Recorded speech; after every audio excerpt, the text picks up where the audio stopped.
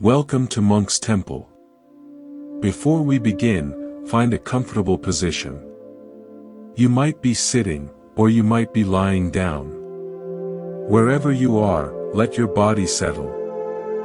Feel the weight of you, resting on the chair, or the bed, or the floor. Notice your breath. There's no need to change it.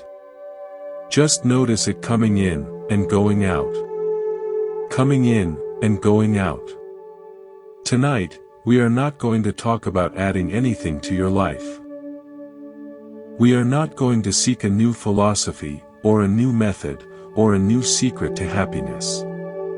Instead, we are going to talk about a very quiet, very common habit. A habit that drains the color from our days and the peace from our hearts. We are going to talk about waiting. But not the waiting for a bus, or for a pot of water to boil. We are going to talk about the deeper waiting. The silent, internal vigil so many of us keep. We wait for a message that never chimes. We wait for a change in someone that never comes. We wait for an apology that remains forever stuck in someone else's throat. We wait for a sign, for clarity, for a feeling of being chosen, of being seen, of being finally, truly arrived. We wait. And as we wait, something happens. Life, in all its vivid, messy, beautiful immediacy, begins to feel like a waiting room. We are present, but not present. We are here, but our heart is leaning towards a door, expecting someone to walk through it who may never come. In Buddhism, there is a powerful, gentle truth about this. The Buddha taught that the root of suffering is often not the thing we lack, but our clinging to the lack itself. Our suffering is not that they don't come. Our suffering is that we keep waiting. We tie our inner weather to a horizon we do not control. So tonight, in this space, we will explore this waiting. We will gently unpack it, not with anger, not with blame, but with the soft light of clarity. We will see it for what it is. And in seeing it clearly, we may find that we can simply put it down. If what you hear tonight resonates, if it feels like a gentle nudge towards a lighter way of being, consider subscribing to Monk's Temple. It's a way to carry this quiet space with you. Each new video is like a return to this temple, a reminder to come back to yourself. Now, let me share with you a story. There was once a gardener who loved a particular flower above all others in his plot. It was a rare bulb, given to him by a passing traveler with a promise, "This will bloom like no other." The gardener planted it with great care. He prepared the perfect soil, ensured it had the right amount of sun and shade, and watered it faithfully every morning. Days passed. The tulips erupted in red and yellow. The daisies opened their cheerful faces. But the special bulb remained a closed, green spear in the earth. The gardener thought, "It is a late bloomer. I must be more patient." He researched, adjusted the nutrients, spoke to it gently. Months turned. Autumn came. The other flowers faded, went to seed, and prepared to sleep. The green spear remained, unchanged. The gardener's patience began to wear thin. He felt a knot of anxiety in his stomach each morning. "Why won't you bloom for me?" he'd whisper. He stopped noticing the vibrant chrysanthemums that had come up nearby. His entire joy in the garden became conditional on this one, stubborn plant. One winter morning, an old monk, a friend of the gardener's father, came to visit. He saw the gardener staring miserably at the frozen, still unopened shoot. The monk asked about it. The gardener spilled his frustration. "I've done everything. I've waited so long. I've given it all my attention.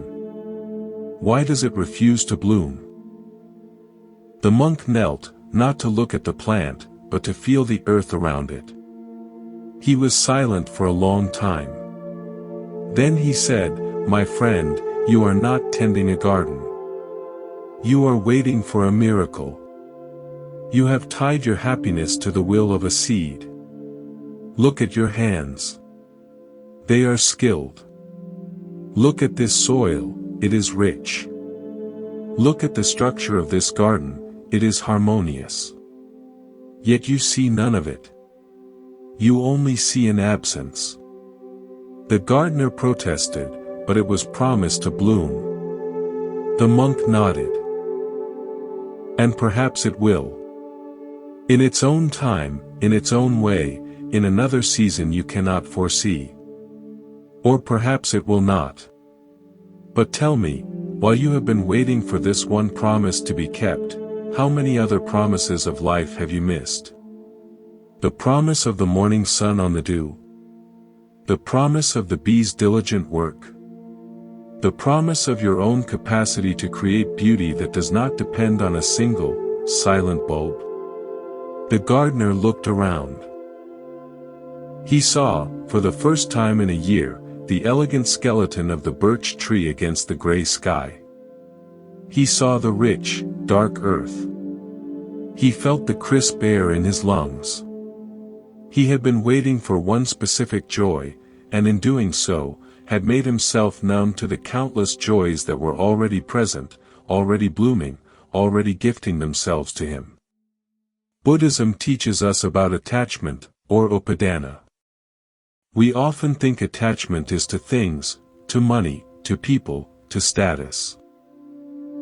But one of the most subtle and draining attachments is to an outcome. To a specific future we have painted in our minds. The gardener was attached to the outcome of the bloom. His peace, his worth as a gardener, his daily joy, became conditional on that outcome. When we wait in this way, we make a secret bargain with life. I will be happy when. I will be at peace when. I will feel complete when. But life does not make such bargains. The bulb follows its own nature. People follow their own nature. The suffering the gardener felt was not from the unblooming flower. It was from the constant, quiet war he was waging against reality. The war of, this should be different. That war is exhausting. It is a form of resistance to what is. When we wait in this attached way, we place our own lives on pause. We are like a tree that refuses to shed its leaves in autumn because it's waiting for one last ray of summer sun. In resisting the natural flow, we become brittle, we miss the unique beauty of the season we are actually in. Let's explore this feeling physically for a moment. Wherever you are, sit comfortably. Now, very subtly, lean forward. Just a little. Shift your weight to the balls of your feet if you're sitting, or imagine your heart leaning forward in your chest. Hold that posture. Notice what it requires. A slight tension in the calves, in the thighs, in the core. Your muscles are engaged, not for movement, but for sustained anticipation. You are poised for something to happen. It's not rest. It's readiness. This is the physical signature of waiting. It's a constant, low-grade leaning forward. Your mind is doing the same thing. It is leaning into tomorrow, into next week, into the next message, the next encounter. It is perpetually poised, scanning the horizon for the thing that will finally allow you to relax back into yourself. Buddhism, through the practice of mindfulness or sati, asks us to notice this leaning. To feel it in the body and see it in the mind. Because this leaning forward is not passive. It is an active, energy-consuming state.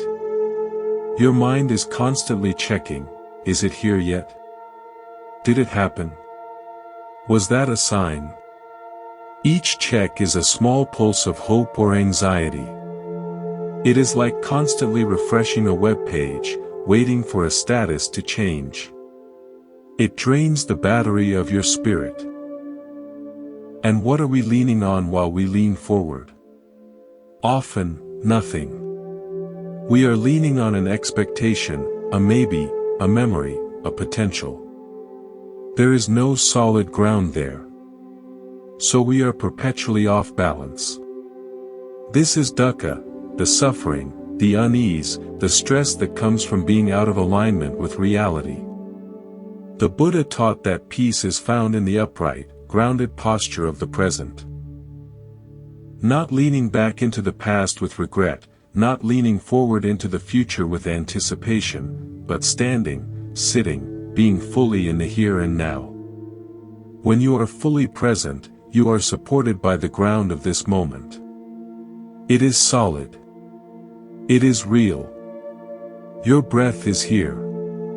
The feeling of the air on your skin is here. The sound in the room is here.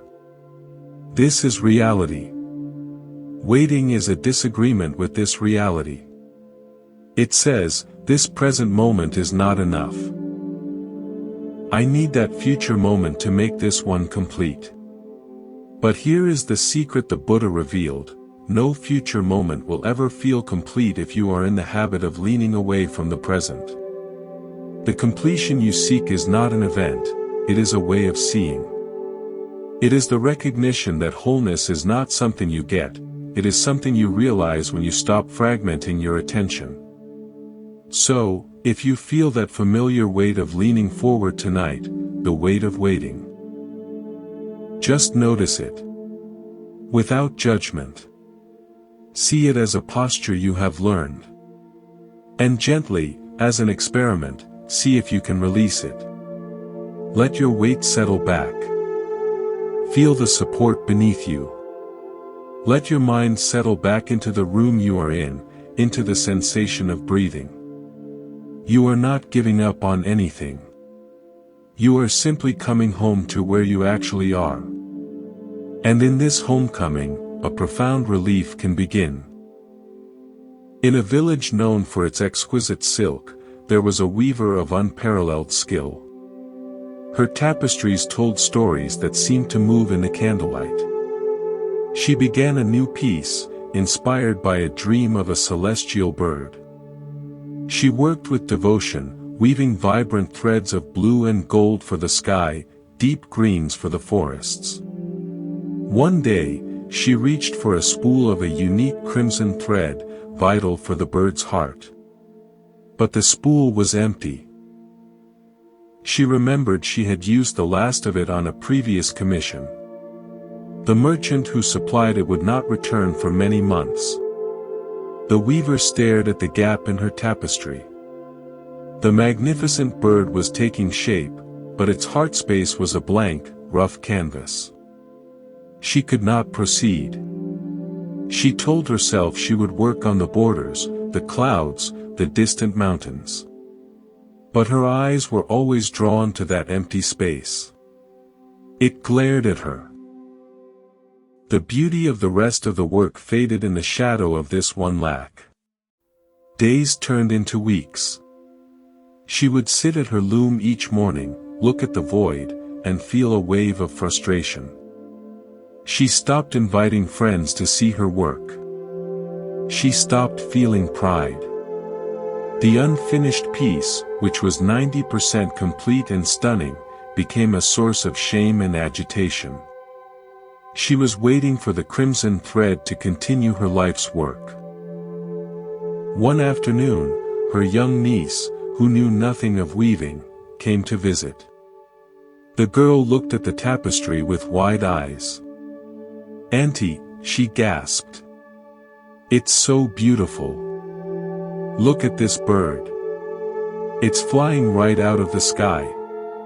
She pointed not at the empty heart, but at the powerful curve of a wing, at the glint in the eye the weaver had crafted from a fragment of pearl.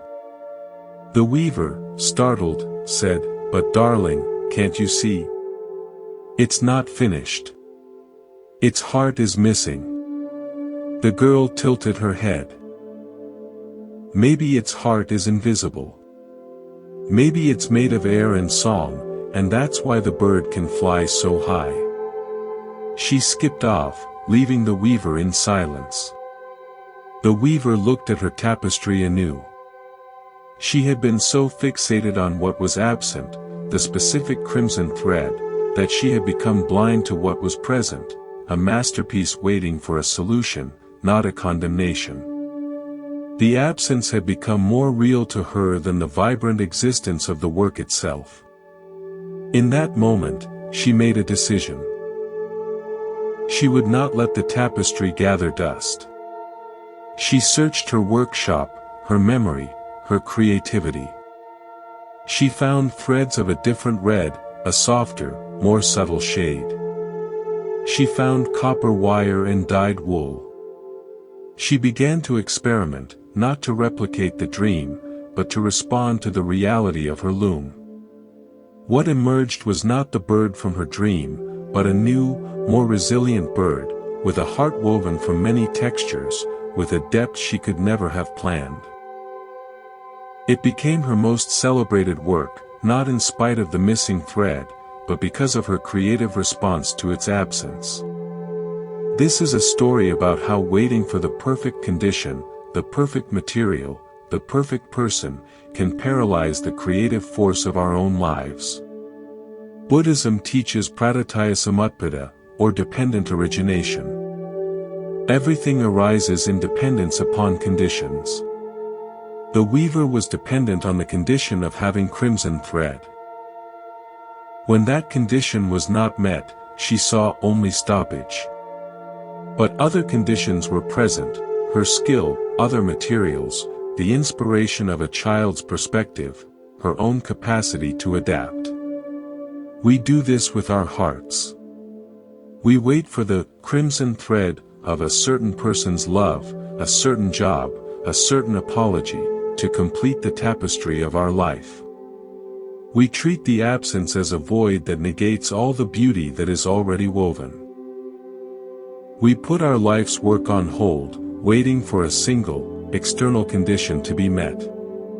But the Buddha's path is a path of wisdom and means, prajna and upaya. Wisdom sees the absence clearly, the crimson thread is not here. Means asks, given that reality, what is the most compassionate, creative, alive thing I can do now? It is not about settling for less. It is about engaging with more of what is actually, undeniably present. Your life is the tapestry. It is being woven now, with the threads you have in this moment. To wait indefinitely for one thread is to miss the sacred act of weaving altogether.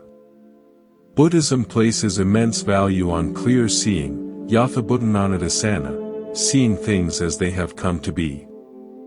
This is the antidote to avijja, or ignorance, which isn't stupidity, but a fundamental misperception of reality. We see what we hope for, what we fear, what we remember, instead of what is right in front of us. Nowhere is this clearer than in our relationships with others. The mind is a master storyteller. It can weave an epic from a glance, a novel from a week of silence. It interprets absence as mystery, neglect as preoccupation, and inconsistency as complexity. We suffer not always from what people do, but from the stories we tell ourselves about why they are not doing what we wish they would.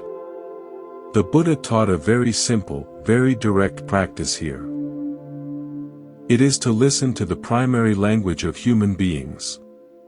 And that language is not words. It is action. What we do, consistently, is the truest expression of our heart, our priorities, and our inner state. Words are easy. They are currency of the air. I care. I'll be there. You matter to me. They cost little to produce. But action requires energy, intention, and the alignment of our values with our movements through the world. If someone values you, they find a way to be present in your life. If someone chooses you, they make that choice clear through their behavior. If someone wants to be with you, they move towards you. It is not cruel, it is simply how reality functions. A tree that wants sun grows toward the light. It doesn't send messages about how much it appreciates the light while growing in the opposite direction. When we wait for someone, we are often waiting for their words to finally match their actions. We are waiting for the story in our head, the story of their potential, their hidden love, their unexpressed turmoil, to be validated by a change in their behavior. We treat their past words or our imagined version of their future as more real than their present, observable conduct. This is where mindfulness becomes our kindest friend. Mindfulness doesn't ask, "What could this mean?" or "What did they mean 3 months ago?" Mindfulness asks, gently and firmly, "What is happening right now? What is the pattern?" A single action can be a misunderstanding. A pattern is a message. A pattern of absence, of silence, of last-minute cancellations, of emotional unavailability, that is a clear, consistent communication. It may not be the communication we want, but it is the one being given. To ignore this communication, to wait for it to magically transform into something else, is a form of self-betrayal. It is saying to our own intuition, "You are wrong. My hope is more real than your perception."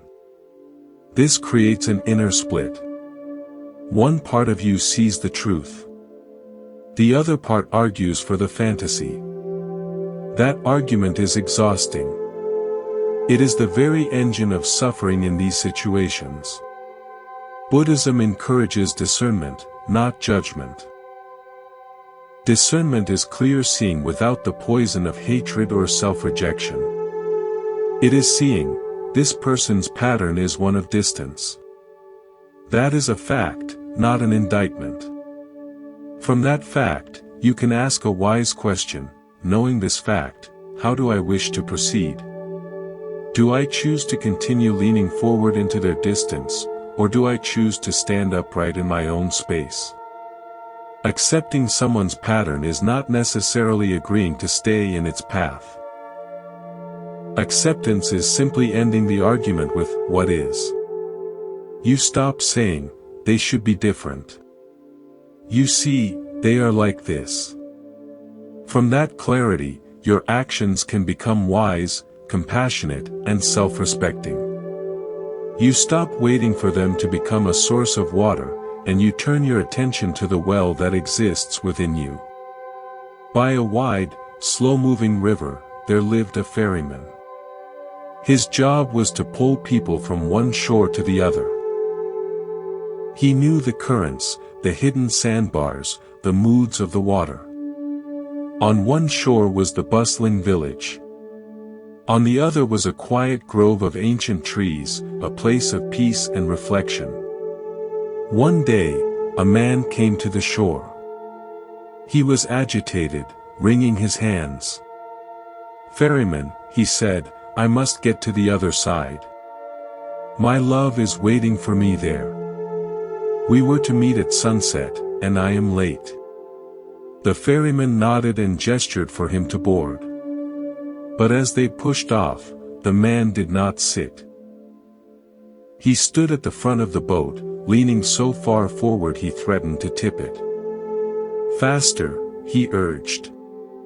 "Can't you go faster? She will think I'm not coming." The ferryman said, "The river has its pace. Leaning will not hurry it. Sit. The journey is part of the meeting." But the man could not sit. The entire trip, he remained tense, leaning forward, cursing the slow water, scanning the far shore for a figure that was not yet visible. He did not feel the cool breeze. He did not see the heron standing still in the reeds. He did not hear the ferryman's quiet song. His entire being was consumed by the there, not the here. When they reached the other side, the man leapt off before the boat even touched land. He ran into the grove. The ferryman went about his business. Hours later, as dusk fell, the ferryman saw the man walking slowly back to the shore, alone. His shoulders were slumped. "She wasn't there," the man said, his voice hollow. "I waited. She never came." The ferryman said nothing, simply waiting for him to board for the return journey. This time, the man sat heavily in the boat. But again, he did not settle. Now he was turned around, facing the receding grove, leaning back toward the shore he had just left. "Maybe I missed her," he muttered. "Maybe she came just after I left. Maybe if I go back and wait longer." The ferryman pulled silently. The man missed the sunset painting the river in hues of orange and purple. He missed the first stars appearing. He was leaning back toward a disappointment, just as he had leaned forward toward an anticipation. His entire journey, there and back, had been a tense arc of leaning away from the present moment, first toward a future hope, then toward a past regret. He had never been in the boat. He had never been on the river. This, perhaps, is one of the most poignant teachings on waiting. We are all, in a way, on a river. Time moves. Life moves. We are always in transition. But when we wait, we refuse the journey. We treat the present vessel, this body, this breath, this day, as merely a conveyance to a more important destination. If that destination, the meeting, the apology, the reunion, does not materialize, we then spend the return journey leaning back toward it, replaying, regretting, rewaiting. The Buddha taught about the importance of the journey itself. The Noble Eightfold Path is not a destination to reach, but a way of walking, a quality of attention to bring to each step. The ferryman knew this.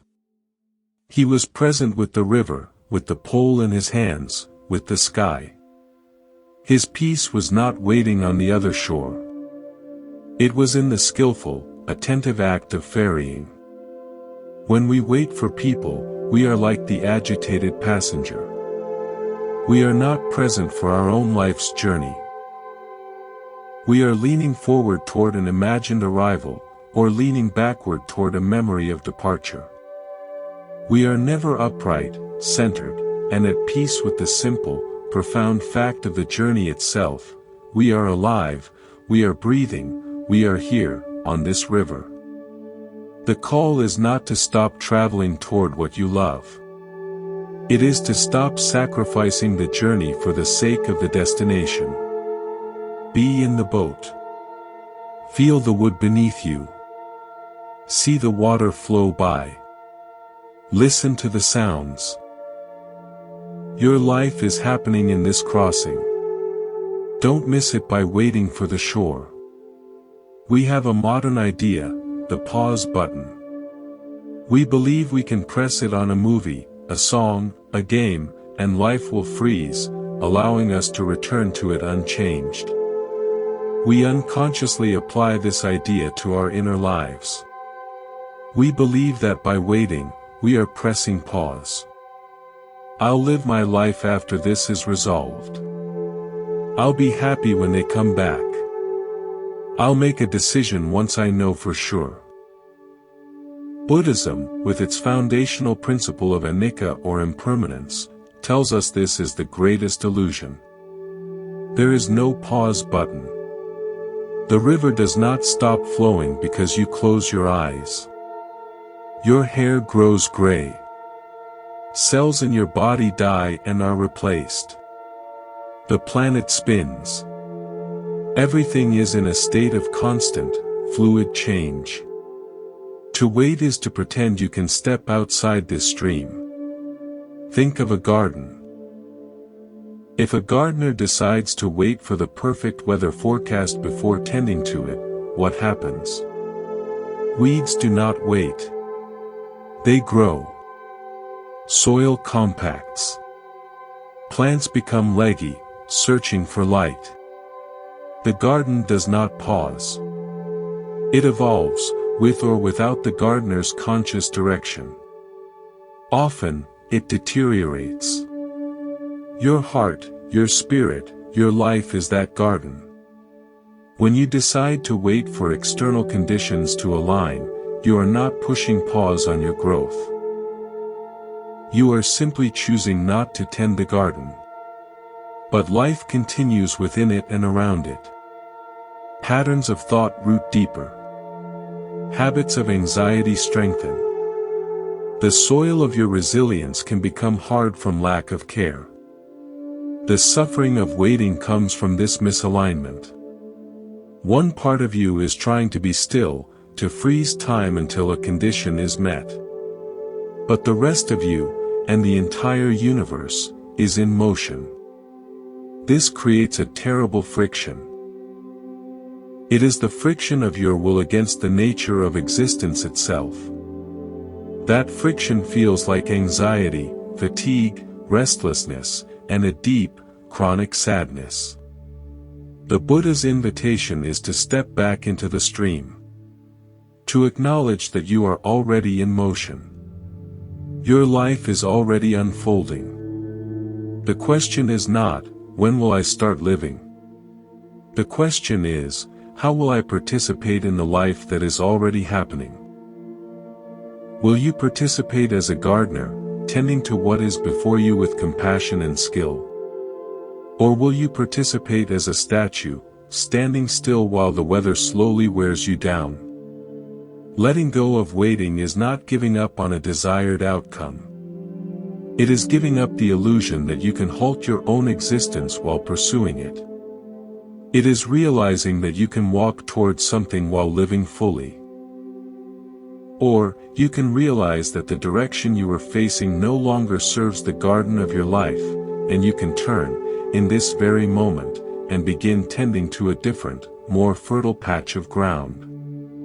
This moment, right now, as you listen, is not a pause. It is part of your life's unfolding. The breath you just took is now part of your past. The next one is yet to come. This seamless, unpausable flow is your life. Waiting is an attempt to build a dam in this river. It only creates pressure and eventual collapse. Peace is found in removing the dam, in letting the river flow, and learning to float, to swim, to be carried by the current of your own precious, impermanent existence. In the heart of a vast city stood an ancient library. It contained, it was said, a copy of every book ever written. In this library worked a meticulous librarian. She was content among the stacks until, during a period of personal heartbreak, she heard a rumor. Deep in the restricted archives, in a room few had entered, there was a special book. Not just any book. It was called the Curated, the Book of Clear Answers. It was said that if you brought a sincere question to it and opened it at random, the page would reveal the precise answer you needed. The librarian became obsessed. Her question was, of course, about her lost love. Why did he leave? Will he return? Was it my fault? She applied for special access. It was granted, with a warning. The book shows truth, not always comfort. Finally, she stood before the ancient tome. Her hands trembled. She whispered her tangled questions and, with eyes closed, let the book fall open. She looked down. The page was blank. Not a word. Not a glyph. Pristine, empty parchment. She frantically flipped pages. Blank. Blank. Blank. The entire book, from beginning to end, was empty. She sank to the floor in despair. The rumor was a cruel joke. There were no answers here. Weeks passed. She moved through her duties like a ghost, the emptiness of the book mirroring the emptiness she felt. One day, as she was reshelving volumes in the main hall, a very old patron, a regular who came to read poetry, noticed her gloom. She rarely spoke to patrons, but something about his quiet presence made her confess her story, the rumor, the book, the devastating blankness. The old man listened, nodding. After a long silence, he said, "I, too, sought that book once. Many years ago. I found the same thing you did. So it's useless," she said bitterly. "Is it?" he asked. "Tell me, before you opened it, what did you hope to find written on that page?" She thought. "I suppose. I hoped it would say he was coming back. Or that it was all a mistake. Or that I should go find him. Something to tell me what to do. And if it had," the old man said gently, "would you have believed it? Or would a part of you have wondered if you turned to the wrong page? If you should try again tomorrow for a better answer?" She was silent. He was right. The blank page, the old man continued, is the most honest answer of all. It says, the answer you seek is not written in any book, by any other hand. It is not a sentence to be read, but a truth to be lived. The clarity you want is not information, it is a decision born from your own wisdom. You were waiting for the book to tell you when to stop waiting. But only you can decide that. The librarian sat with this. The blank page was not an absence of answer. It was an answer of a different kind. It was an invitation. An invitation to stop looking for her life's script in an external text and to begin writing it herself, from the raw material of her own experience. Buddhism teaches that we often seek refuge in external authorities, in doctrines, in the opinions of others, in the promises of people who may never keep them. We want a book that will tell us what to do, when to wait, when to leave. We want a sign. But the Buddha's ultimate teaching was one of self-reliance on the path. "Be a lamp unto yourselves," he said. "Take refuge in yourselves." The blank page of the Claritas is the silent, potent reality of our own lives. The answers are not out there. They emerge from our own courageous engagement with what is. Waiting is often a plea for someone else, a person, a God, a book. To give us the answer, to make the decision for us, to relieve us of the burden of choice. But the burden of choice is also the privilege of freedom. When you stop waiting for a sign, you become the author of your next chapter. You may not know the whole story, but you can write the next sentence with integrity. You can write, "And today, I chose peace. And today, I turn my attention to what nourishes me. And today, I closed a book that had no words for me, and I opened the window to let in the morning air." That is how a life of clarity is written. Not by reading the answers, but by living the questions, one brave, present moment at a time. The Buddha once asked a student, if a person is struck by an arrow, is it painful? The student replied, "Yes, it is." The Buddha then asked, if the person is struck by a second arrow in the same place, is that even more painful? The student said, "Of course, it is. The Buddha explained, in life, we cannot always control the first arrow. The unexpected pain, the loss, the rejection, the disappointment, these are the first arrows. They happen. They are part of the human experience. But the second arrow is the one we shoot into ourselves. It is our reaction to the pain. Our resistance, our rumination, our stories of, this shouldn't be, our waiting for the pain to magically unhappen, our obsession with the person who shot the first arrow. He concluded, your task is not to avoid the first arrows of life, that is impossible. Your task is to avoid shooting the second arrow. Waiting, especially after a pain, is often the continuous firing of second arrows. The first arrow is the event, the breakup, the betrayal, the silence.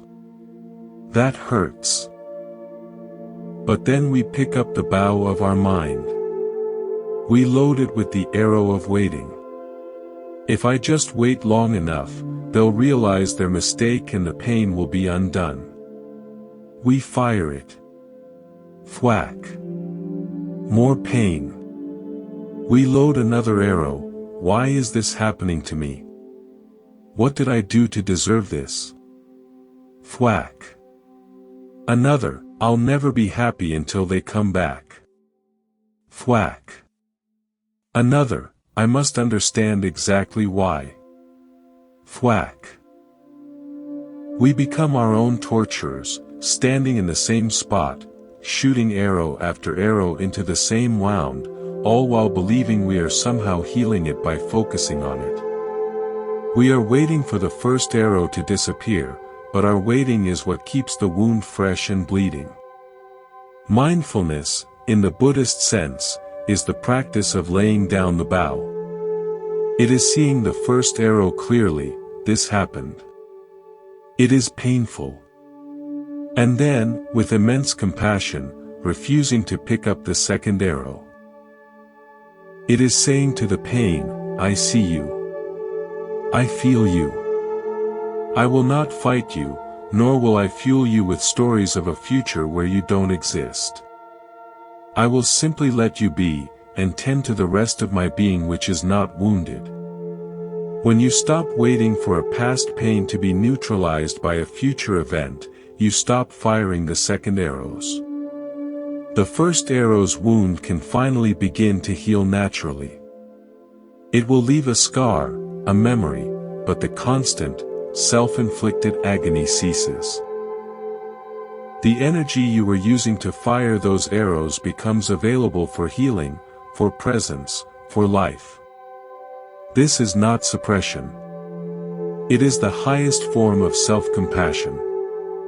It is the recognition that you are not helping the wounded one by repeatedly stabbing them. You are helping by being a gentle, present caretaker. Stop waiting for the person who shot the first arrow to come and remove it. That is another second arrow. You can learn to remove it yourself, through acceptance, through letting go of the story that your wholeness depends on their remorse or return. Your wholeness depends only on your ceasing to shoot yourself. There was a potter famous for her perfect vases. Symmetrical, smooth, glazed in flawless colors. She sold them at market for a high price. In her studio, she had a special shelf for seconds, pieces with invisible to others flaws. A tiny bubble in the glaze, a thickness that was a millimeter off. She would keep them, unused, feeling they were not worthy of her name. One day, a massive earthquake shook the region. Her studio was devastated. Shelves collapsed. Her kiln was damaged. Among the rubble, almost everything was shattered. As she wept, picking through the shards of her perfect creations, her hand brushed against something intact. She pulled it out. It was a vase from the seconds shelf. It had survived. But the earthquake had not left it untouched. A large, jagged crack ran from its lip down to its base. It was now, by her old standards, utterly ruined. A perfect flaw had become a monumental break. She set it aside, a symbol of her total loss. Weeks later, as she began the slow work of rebuilding, she kept seeing the cracked vase. One morning, on an impulse, she picked it up. Instead of seeing ruin, she really looked at the crack. The way the light caught its edges. The pattern it made, like a lightning bolt frozen in clay. It had character. It had a story. It had survived. She took fine gold lacquer, a technique used for repair. But she did not try to hide the crack. Instead, she carefully filled the fissure with the gleaming gold, highlighting it, celebrating it. The crack became the vase's most beautiful feature, a river of gold running through the muted glaze. When she was done, she did not put it on the market shelf. She placed it in the center of her new studio. It was no longer a second. It was her teacher. It was her masterpiece. For a long time, she had waited for her life and work to be perfect, without flaws. She had hidden away the parts of herself and her craft that were less than ideal. The earthquake was the first arrow, a devastating loss. But her waiting after the quake was a second arrow. She was waiting for things to go back to how they were, for the perfect shelves to be full again, waiting to feel like her old self before she could create again. The cracked vase, sitting in plain sight, was a silent challenge to that waiting. It said, "I am broken. And I am beautiful. I am what survived. Do not wait for the old perfection. Create from this. Build your new art around the truth of the break, not in spite of it." In our lives, we often wait for conditions to be perfect, for our hearts to be fixed, for a past break to be seamlessly mended before we feel we can live fully. We treat our cracks, our heartbreaks, our failures, our vulnerabilities, as shameful secrets to be hidden on a back shelf until some future time when they miraculously vanish. Buddhism teaches about the beauty of imperfection and impermanence, concepts deeply tied to wabi-sabi in later traditions. The gold-filled crack is a metaphor for kintsugi, but also for a deeper truth: our suffering, when met with awareness and compassion, does not have to be a flaw that disqualifies us. It can become the very place where our unique light shines through. It becomes part of our wisdom, our depth, our story. When you wait for a heartbreak to be undone, you are waiting for the crack to disappear. It won't. But you can choose, in this moment, to stop treating it as a source of shame. You can begin the gentle work of filling it not with the gold of false hope for a return to the past, but with the gold of present moment acceptance, self-compassion, and the determination to create beauty from what is. Your life, with its cracks, is the only clay you have. Don't wait for a perfect, unbroken block. Start shaping, from this moment, a vessel that honors the break as part of its strength. There is a famous Chan, Zen, Buddhist story. A man is rowing his boat down a river. It's a peaceful day. Suddenly, another boat, coming around a bend, smashes into his. The man's anger flares. He stands up, ready to shout at the careless, irresponsible fool in the other boat. But as the boat drifts closer, he sees it is empty. It's simply an unmoored boat, adrift in the current. Immediately, his anger evaporates. He might push the boat away, even laugh at himself. The incident is over. The point is profound. Our suffering, our anger, our hurt feelings are often not about the event itself, but about the story we tell ourselves about the intent behind it. We are struck by a boat, and we imagine a captain, negligent, malicious, indifferent. That imagined captain is the source of our ongoing turmoil. When we wait for someone, for an apology, for a change, for recognition, we are waiting for the captain of the other boat to appear and explain himself, to take responsibility, to steer differently. Our pain is anchored to that imagined captain's intentions. They did this to me. They are ignoring me. They don't care. But what if, for a moment, we considered the radical possibility of the empty boat?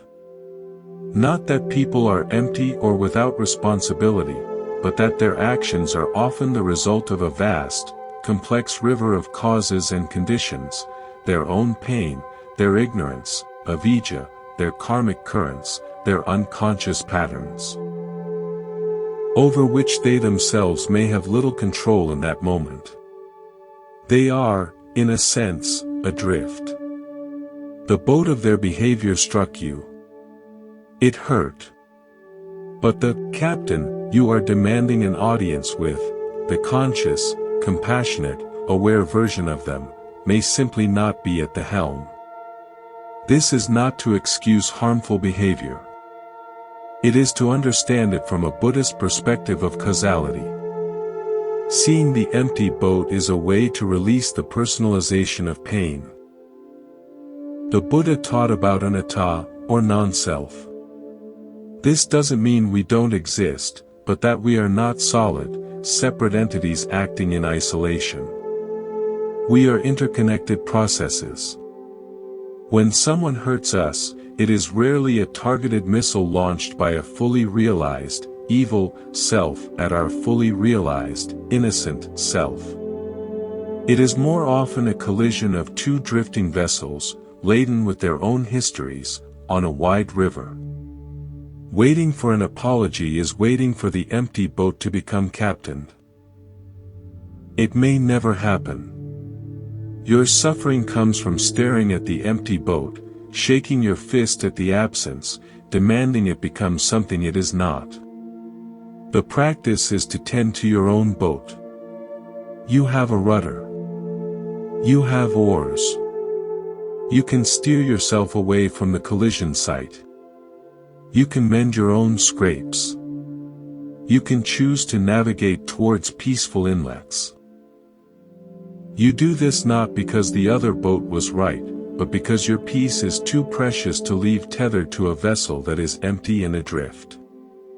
When you stop waiting for the empty boat to apologize, you claim your freedom to sail your own course. The collision becomes part of the river's history, not the anchor of your present. In a mountain monastery, there was a beautiful brass bell. For generations, it was rung to mark the hours of meditation, its deep, resonant tone echoing through the valleys. It was the heartbeat of the temple. A renowned musician came to stay for a retreat. He heard the bell and was captivated. To him, the silence between strikes was not empty, it was part of the music. He had an idea. He asked the abbot if he could conduct an experiment. He would ring the bell once, at dawn, and then not ring it again for the entire day. He wanted the community to listen not for the next note, but to the resonance as it faded, and to the quality of the silence that followed. The abbot agreed. At dawn, the musician struck the bell once. A deep, clear bong filled the air. Then, he put the mallet down. The sound vibrated, lingered, and slowly began to fade. It grew softer, thinner, until it was indistinguishable from the morning breeze. Then, there was silence. At first, the monks felt uneasy. Their minds, accustomed to the structure of the strikes, waited for the next one. Their internal rhythm was disrupted. They fidgeted. They kept glancing at the bell tower. They were waiting for the next sound. The musician had asked them to listen to the silence, but all they could hear was the anticipation of broken silence. As the day wore on, something shifted. Having given up on the next strike coming, their minds began to settle. They started to hear the silence not as an absence of sound, but as a presence itself. They heard the subtleties within it, the far-off cry of a hawk, the rustle of a squirrel in the leaves, the distant rush of a stream they had never noticed before. The single bell tone had died, but its ending had opened a space for the entire mountain symphony to be heard. By evening, the silence felt rich, full, and deeply peaceful. It was not empty. It was spacious. The musician gathered the monks. He said, "You waited all day for the bell. But the bell had already sung. Its one note contained the whole day. Your waiting for the next note made you deaf to the music that was already here." Our minds are like those monks. When we are waiting for a person, we are waiting for the next strike, the next message, the next sign, the next proof of love. The previous strike, the memory of love, the past connection, has faded. But instead of listening to the rich silence of our own life that now exists, we tense up, waiting for a sound that may never come again. We mistake the silence for emptiness, for rejection, for absence. Buddhism teaches us to listen to the silence. Not as a void, but as the space in which our own life resonates. When you stop waiting for the next ring from someone else's bell, a world of subtle, beautiful sounds within you and around you becomes audible. Your own heartbeat. Your own breath. Your own intuition. The whispers of your deepest wisdom. The support of the ground beneath you. The love that exists in other forms, waiting for your attention. The silence after waiting is not nothing. It is the most fertile ground for your own awakening. It is the space where you finally hear your own song. Two travelers set out to cross a high mountain pass. The path was clear but steep. Partway up, a sudden avalanche blocked the way completely. Tons of rock and snow made passage impossible. The first traveler sat down. He unpacked his supplies and built a small camp. "I will wait here," he declared. "The mountain authorities will clear this. Or the sun will melt the snow. Or a team of workers will come. The path will reopen. I just have to be patient." He waited. Days turned to weeks. His supplies ran low. He grew thin, cold, and bitter, staring at the impassable wall, willing it to change. The second traveler looked at the blockage, then at the vast mountain landscape around them. He saw that going forward on the known path was impossible. He consulted his map. He saw there was another route, a longer, less traveled one that went around the shoulder of the mountain. It would add days to his journey and he wasn't sure of the terrain.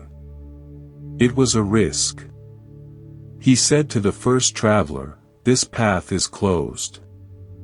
I'm going to try the other way. Come with me." The first traveler shook his head. "No. This is the right path. I've invested in this path. I will wait for it to be right again." The second traveler nodded, shouldered his pack, and set off. The journey was hard. He got lost once or twice. He was often unsure. But he kept moving, adapting, learning the new landscape. He found streams with clean water, berry bushes, and shelter in caves. He met a shepherd who gave him directions. He saw vistas he never would have seen from the main pass. He arrived on the other side of the mountain, weary but wise, stronger, and with stories to tell. Months later, he heard about the first traveler. He had waited until he was too weak to move, until a rescue party finally found him, half frozen and delirious, still waiting for the avalanche to clear itself. We are all travelers. The blocked path is a relationship that has ended, a dream that has died, a person who has become unavailable. The avalanche is their choice, their silence, their inability to meet us. Waiting is the first traveler's strategy. It is a commitment to a path that no longer exists, based on the investment already made. It is hope confused with stubbornness. It is loyalty confused with self-erasure. Walking the longer, unknown route is the act of letting go. It is the courage to admit the known path is gone and to move forward into uncertainty, trusting that your own resilience and the kindness of life will meet you along the way. It is not giving up on the destination, a happy, peaceful life, but it is giving up on the specific, blocked route you had planned. Buddhism is a path of wisdom and compassion, but it is also a path of right effort. Right effort is not the effort to force a blocked path open. It is the effort to cultivate new, wholesome states of mind and to abandon unwholesome ones. Staying in a state of waiting, of resentment, frozen hope, and suspended animation, is an unwholesome state. The right effort is to cultivate the courage to turn and face a new direction, to take the first step on the unknown path of your own unscripted life. A young child was playing in a room with many doors. One door, painted a bright, cheerful red, was her favorite. It led to a sunny garden. She would play there for hours. One afternoon, she went to the red door and turned the handle. It was locked. She was confused. She knocked. No answer. She sat down in front of it. Maybe it's just for a minute, she thought.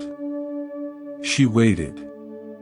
She played with her toys, but her eyes kept returning to the door. She ate her snack facing the door. She told herself stories about what was happening on the other side. Perhaps there was a surprise being prepared. Perhaps someone was coming to open it soon. As the hours passed, her initial confusion turned to sadness, then to a quiet frustration. She felt shut out.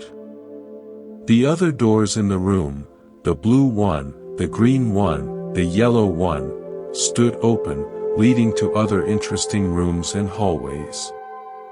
But she didn't see them. Her world had shrunk to the space in front of the locked, red door. Her joy was conditional on it opening. Her mother came in eventually, having been in another part of the house. She saw her daughter sitting sadly before the locked door. "Sweetheart," she said, "I locked that door today. The garden needs rest, the flowers are sleeping. Why are you sitting here?" The child said, "I'm waiting for it to open." The mother knelt down. "But you could be having so much fun elsewhere. Look." She gestured to the open blue door, through which the child could see a room full of musical instruments. "The door is closed for now. That doesn't mean fun is over. It just means fun is somewhere else tonight." The child looked from the locked red door to the inviting blue one.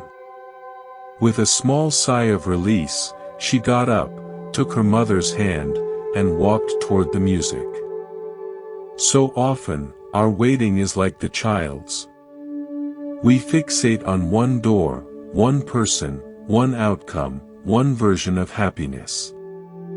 When it closes, we plant ourselves in front of it, believing our entire chance for joy is locked behind it. We wait, facing the unyielding wood, while life, in its infinite generosity, has left so many other doors wide open around us. Doors to new interests, to old friendships waiting to be rekindled, to inner peace, to self-discovery, to service, to creativity. Buddhism teaches about the cause of suffering, craving, tanha, and clinging. We crave the garden behind the red door. We cling to the idea that it is the only source of our happiness. This clinging is a form of ignorance, because it denies the reality of the other doors, the other sources of joy and peace available in the vast mansion of our existence. Letting go of waiting is simply standing up, turning around, and allowing your eyes to adjust to the light coming from the other open doors. It is not a betrayal of your love for the garden. It is a mature recognition that you are a guest in a house with many rooms, and you are free to explore. The red door may open again one day, or it may not. But your life is too precious to spend it in the dim hallway of waiting. There is music playing in another room. Go and listen. All these stories, all these teachings from the Buddha's wisdom, circle one central truth: waiting, when it becomes a state of suspended attachment, is a refusal to engage with the liberating truth of the present moment. You were never meant to be a statue in your own life. You were meant to be a river.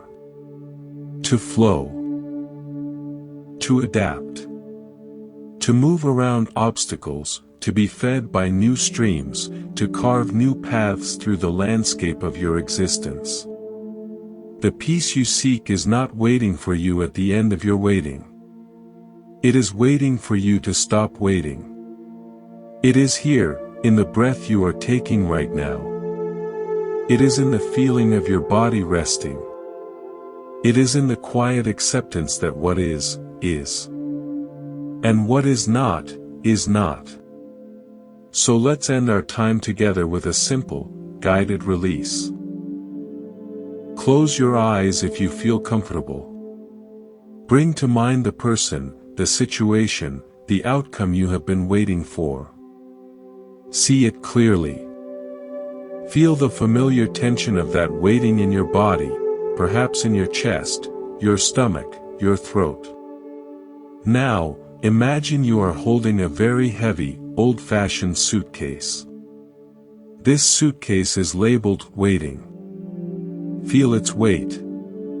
It's filled with hopes, with unanswered questions, with rehearsed conversations, with days and months of leaning forward. It's heavy. You have been carrying this suitcase for a long time. You've been waiting for a place to arrive where it would finally be okay to set it down. That place does not exist in the future. The only place you can ever set it down is here. Now. See yourself walking to a sturdy platform, a train station, a dock. You are not angry. You are simply tired of carrying it. With a sense of deep relief, you bend your knees and place the suitcase down on the platform. You straighten up. Feel the lightness in your shoulders. Feel your arms hang freely by your sides. The suitcase is there. The contents haven't vanished. The story hasn't been erased. But you are no longer carrying it. You are no longer defined by its weight. You are free to turn and walk away, to board a train, to walk down a new street, unburdened. You are not leaving the story behind out of spite. You are leaving the burden of it behind out of love, love for yourself, for your one precious life. The train whistle blows, or the boat horn sounds. It's the sound of your own life, ready to move. You take one last, compassionate look at the suitcase on the platform. You say, silently, I release you. I release the waiting. Then, you turn. And you walk. You don't look back. You feel the sun or the breeze on your face. You hear the sounds of the world around you. You are here. You are alive. You are moving. And in this movement, you are already free. Welcome home. Thank you for being here at Monk's Temple. May you walk in peace.